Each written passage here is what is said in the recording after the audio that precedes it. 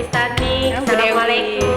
Waalaikumsalam. Ya Allah, semenjak pandemi kita jarang-jarang banget ketemu ya Miss ya. Iya Bu Dewi, ampun udah lama ya. Iya. Gimana kabarnya Miss?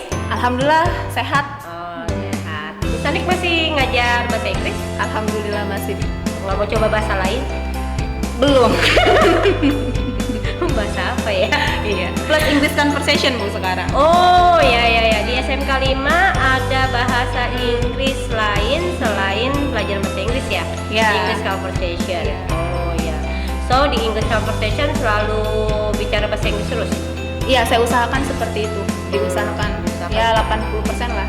Oh, memang goalnya itu untuk siswa mempunyai kompetensi bisa berbahasa Inggris dengan baik. Iya betul. Oh, oke. Miss Tanik, ini kan kita di sini mau berbagi nih bersama teman-teman juga ya. Teman-teman di sini ingin tahu. Sebelumnya berapa lama sih Miss Tanik ngajar di SMK 5? Saya ngajar di SMK 5 dari tahun 2011. Berarti sekitar 10 tahun ya? 10 tahun ya. Sebelum di SMK 5 pernah mengajar di sekolah lain? Pernah di beberapa sekolah swasta. Ngomong-ngomong tentang guru, Miss Nadik ini benar-benar menjiwai guru banget ya. Karena kerudungnya aja ada A, B, C, D, E, F, G. Oh iya. Oh iya. Harus menjiwai dong. Ada alfabetnya loh gitu ya. Iya. Kalau saya apa yang bisa Miss Nadik komentari mengenai saya berhubungan dengan pelajaran saya?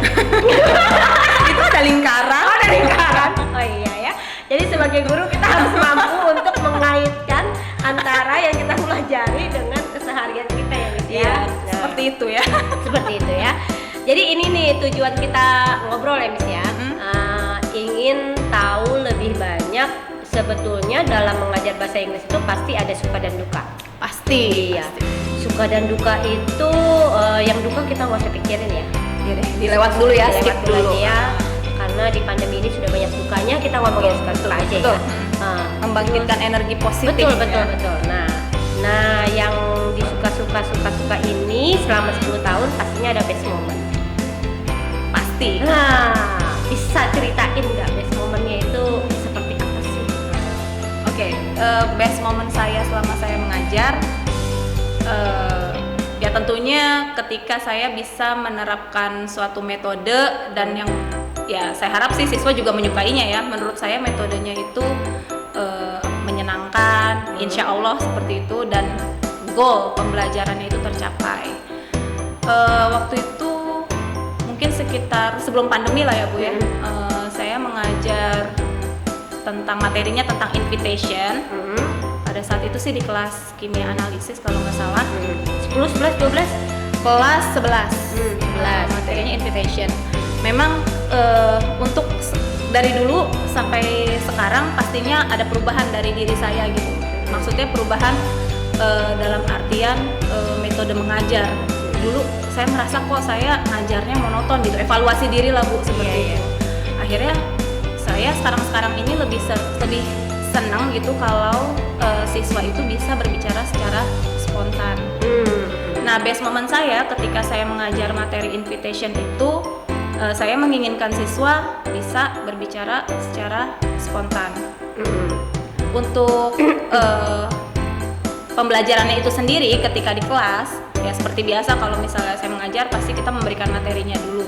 Kalau dulu kan saya cenderung teacher centered ya Bu ya, menerangkan gitu ya. Saya menerangkan seperti ya tinggal saya tulis aja gitu di papan tulis. Kalau sekarang saya walaupun nggak sering juga, ini salah satunya saya menampilkan video terlebih dahulu. Terus saya pada saat itu saya memberikan video tentang invitation. Terus saya meminta siswa untuk menerka apa sih yang ditampilkan di video itu, mereka sedang apa, terus expressions apa yang mereka gunakan di video itu. Ya alhamdulillah beberapa siswa bisa menjawab. Nah dari situ saya kembangkan materi tersebut sehingga penjelasannya tersampaikan. Nah setelah itu saya meminta siswa untuk memberikan contoh. Saya beri situasinya dulu, misalnya si A mengajak kamu untuk makan malam. Gimana kamu cara mengundangnya gitu? How you invite him? Gitu. Terus saya coba, misalnya siswa bisa, ya saya usahakan sampai siswa mengerti ya Bu ya. Terus nanti siswa yang lain saya bilang ya you have to accept his invitation. Kamu harus bisa menerima undangannya dia. Bagaimana how you say that? Gimana responnya gitu. Oh kalau misalnya bisa, saya lanjut ke siswa yang lainnya. Ya beberapa contoh saja. Nah setelah itu untuk latihannya saya menginginkan mereka untuk berbicara secara spontan mengenai ungkapan invitation tersebut, tidak lagi menghafal gitu. Saya tidak ingin mereka menghafal. Ada beberapa sih memang ungkapan yang perlu dihafalkan, tetapi ya ada spontaneousnya juga, ada berbicaranya secara spontan gitu. Nah akhirnya untuk tugasnya saya meminta mereka untuk mempersiapkan diri gitu, untuk mempersiapkan diri. Because this is speaking activity and I will give them some cards and they don't have any idea what they are going to say. Jadi mereka nggak tahu apa yang mereka harus katakan. Tapi of course it is related to invitation gitu. And they don't have have any idea whether they will have to invite the person or have to give the response. Mereka nggak tahu gitu. Nanti kartunya saya balik. Mereka tinggal pilih gitu, berpasangan. Jadi mereka nggak diatur dulu gitu loh Bu sebelumnya. And I will ask the students randomly gitu. Saya I enjoy it. Mudah-mudahan si siswa juga enjoy seperti itu. Saya nggak tahu kalau penilaian di siswa ya Bu ya.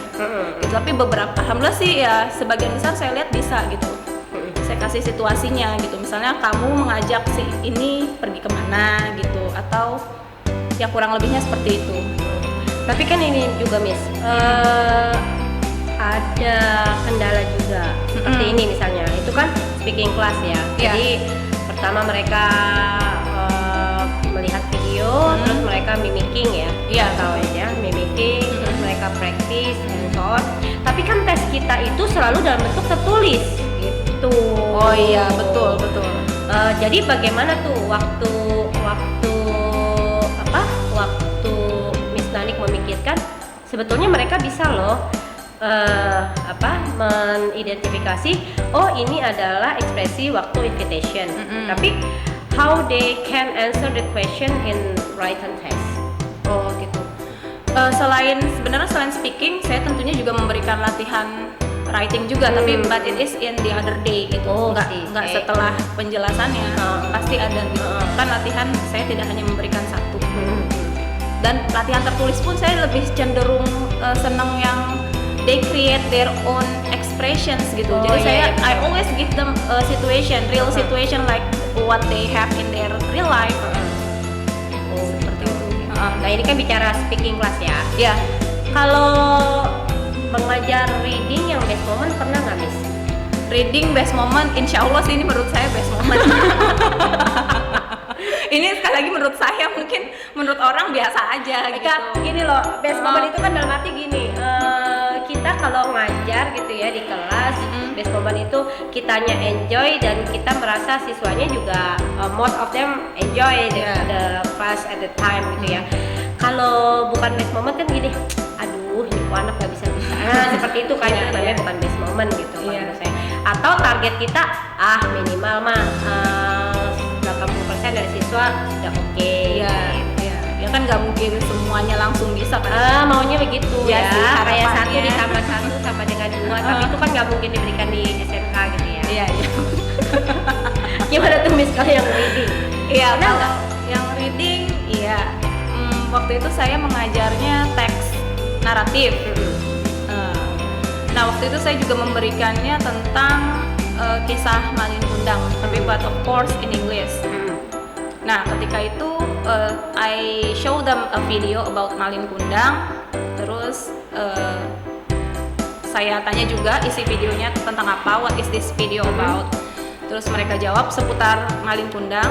Lalu dari situ saya berikan informasi terkait susunan teks naratif. Jadi di teks naratif itu kan ada strukturnya ya Bu ya, misalnya seperti orientation itu pengenalan tokoh, latar gitu ya, seperti itu. Terus ada lagi complication-nya, masalahnya, terus resolution-nya, penyelesaian masalah, dan reorientation, akhir dari masalah. Nah saya mengaitkan struktur itu dengan cerita si Malin Kundang tersebut di awal pembelajaran. Nah setelah itu sambil tanya jawab ke siswa tentunya. Nah, untuk penugasannya sendiri saya meminta siswa untuk berkelompok. Jadi mereka saya gabungkan ke kelompok, satu kelompok kurang lebih 4 orang pada saat itu. Dan saya memberikan another text narrative. Each group, if I'm not mistaken, had different narrative text. Jadi berbeda-beda. Lalu saya meminta mereka untuk saya kasih teksnya, tapi tidak berurutan, cuma satu lembar kertas, tidak berurutan, dan mereka sudah mempersiapkan karton dan lem dari rumah masing-masing gitu per kelompok. Jadi tugas mereka adalah mencari, they have to find out the structure, disesuai strukturnya dari teks tersebut gitu. Which one is the orientation, which one is the resolution, the complication, seperti itu. Ya nanti mereka tinggal gunting, tempel, dan terakhir mereka harus presentasi seperti itu sih. Kalau dalam mengajar di bahasa Inggris 4 jam ya? 2 jam untuk saat ini, pernah 4 jam, tapi untuk sekarang 2 jam.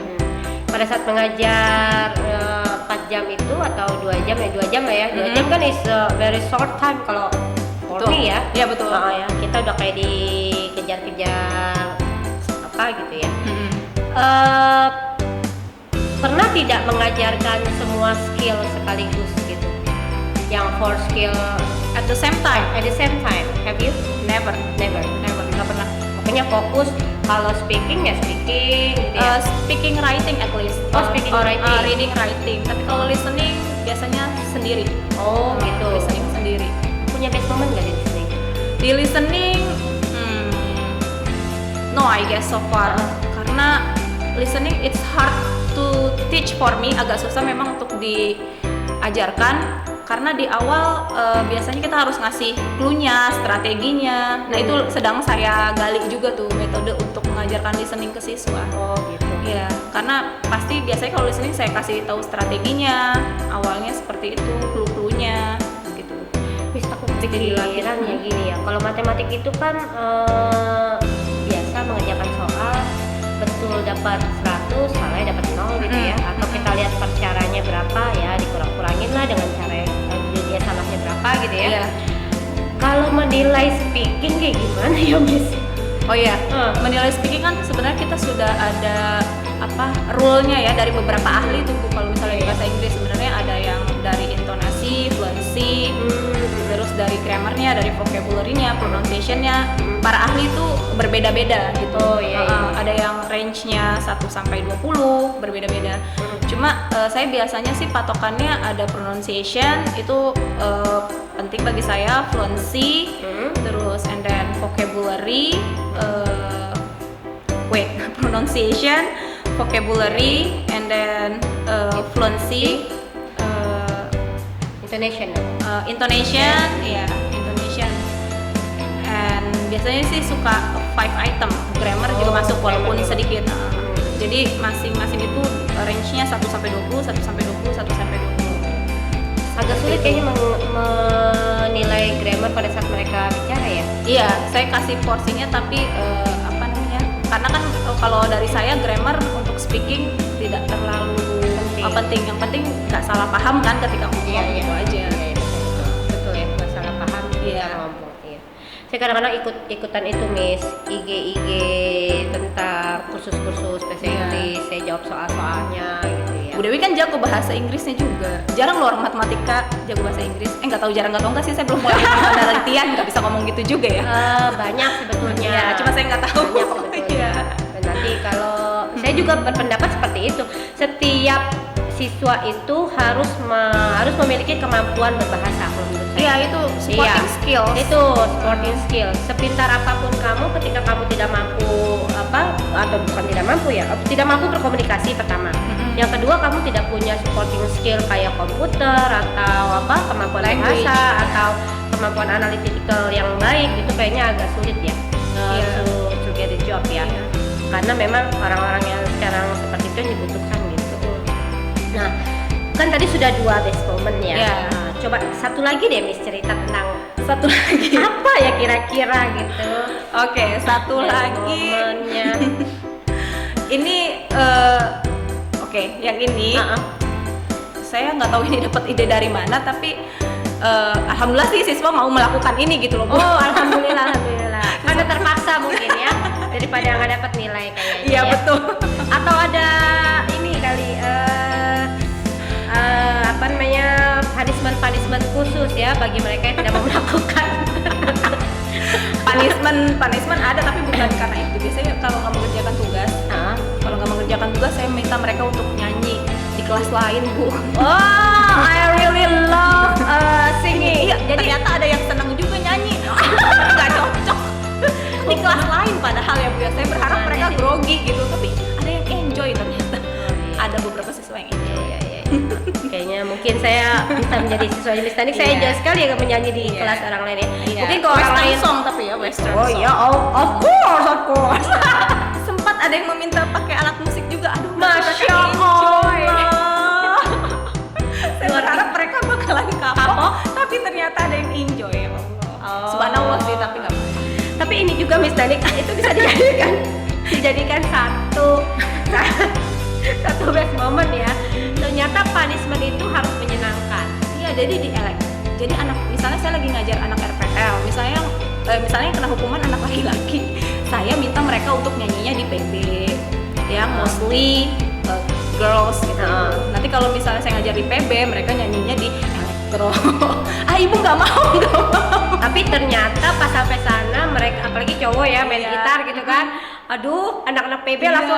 Iya Bu, ternyata itu kejadian. Ya Allah. Dulu ada anaknya Pak Gustaf tuh. Oh, iya. RPL 4. Enjoy. Enggak semuanya enjoy sih, ada juga yang nervous, tapi beberapa saya temukan mereka enjoy.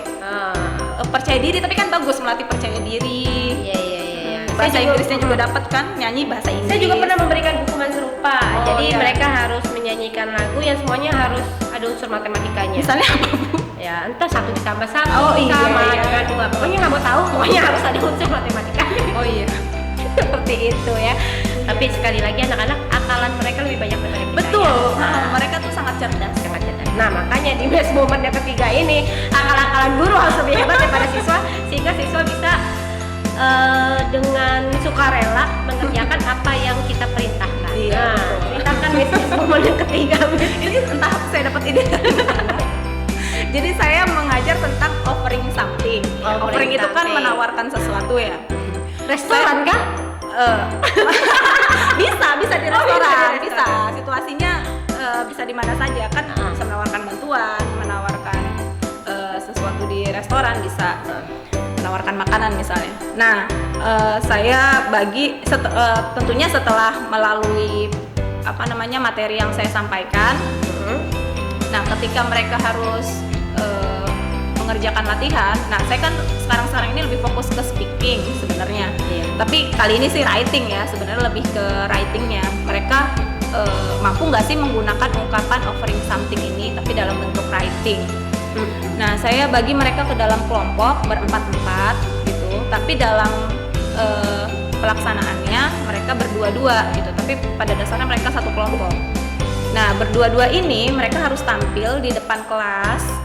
Nah, yang satu itu menawarkan sesuatu, yang satu memberikan respon, tapi tanpa bersuara. Jadi mereka harus memeragakan sesuatu. Pantomim kan? Ya, seperti pantomim, iya. misalnya.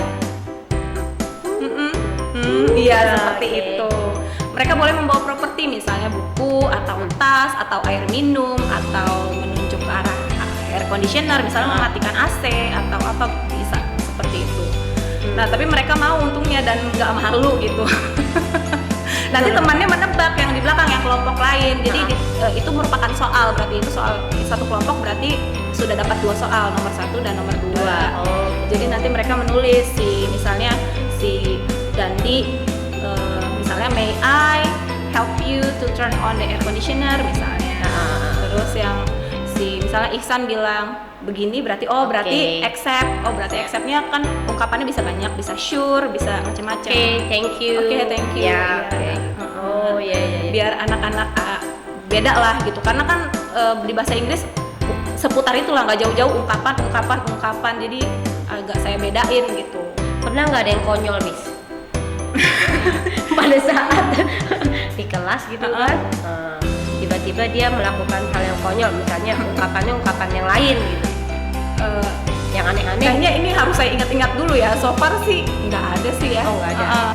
So far. Berarti anak-anak SMK 5, anak-anak yang dirotol mustaqim yang di Amin jalan ya yang Allah. lurus, Tapi ya. kayaknya pernah ada yang lucu cuma saya lupa aja gitu. Mesti diingat lagi. Karena saya pernah juga Miss memberikan pelajaran mengenai kombinatorika. Iya. Jadi Itu kan apa tuh, Bu?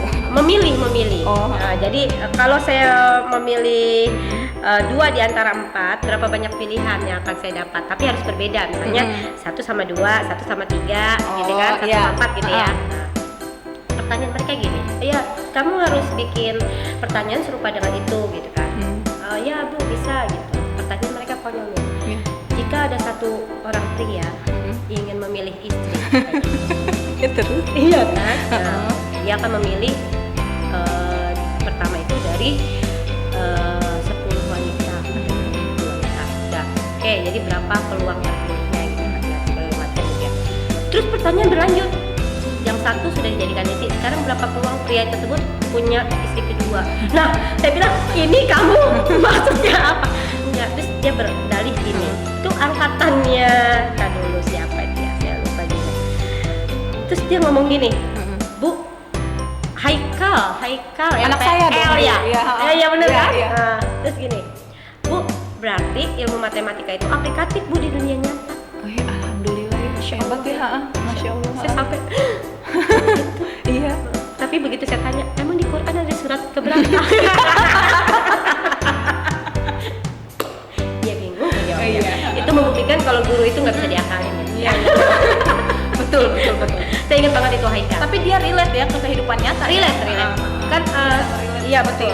Nah, kayak Miss Nanik ini kan saya juga berharap apa yang kita bagi sekarang ini menjadi inspirasi bagi guru-guru yang lain untuk bisa mengaitkan antara pembelajaran kita dengan Kehidupan dunia, nyata. kehidupan Iya, nyata gitu. Karena saya ingin membawa pembelajaran ini menjadi pembelajaran yang kalau kata orang-orang yang bermanfaat. Iya, gitu. Ya. betul. Buat apa sih belajar expression gitu kan? Belajar invitation atau dan lain sebagainya gitu ya. Oke, karena sudah sore juga teman-teman, semoga ini bisa jadi inspirasi buat kita semua. Saksikan sesi-sesi yang lain bersama guru-guru yang sangat menginspirasi. Terima kasih banyak Miss Nani. Ya, sama-sama Bu Dewi. Ya, terima kasih juga tim podcast. Terima kasih juga untuk semua warga SMK 5. Terima kasih yang sudah mendukung. Assalamualaikum warahmatullahi wabarakatuh.